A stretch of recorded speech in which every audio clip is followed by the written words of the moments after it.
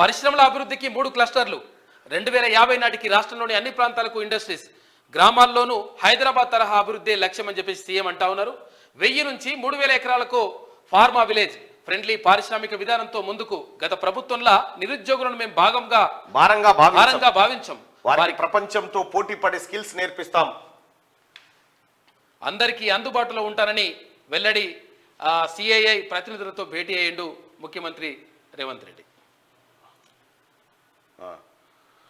రైట్గా రాష్ట్రమంతటా 2050 నాటికి పారిశ్రామిక వృద్ధి జరగాలనే లక్ష్యంతో మెగా మాస్టర్ ప్లాన్ పాలసీ 2050ని రూపొందిస్తామని సీఎం రేవంత్ రెడ్డి వెల్లడించారు. పరిశ్రమల అభివృద్ధికి పెట్టుబడులను ఆహ్వానించేందుకు రాష్ట్ర ప్రభుత్వం సరికొత్త ఫ్రెండ్లీ పాలసీని అనుసరిస్తున్నదన్నారు. హైదరాబాద్ ఒక్కచోటే పారిశ్రామిక అభివృద్ధి కేంద్రీకృతం కాకుండా తెలంగాణలోని అన్ని ప్రాంతాలు హైదరాబాద్ తరహాలోనే అభివృద్ధి చెందాలని ఆకాంక్షించారు. గ్రామీణ ప్రాంతాలకు పరిశ్రమలు విస్తరించాలనేది తమ లక్ష్యం అని చెప్పి ఆయన స్పష్టం చేసిరు.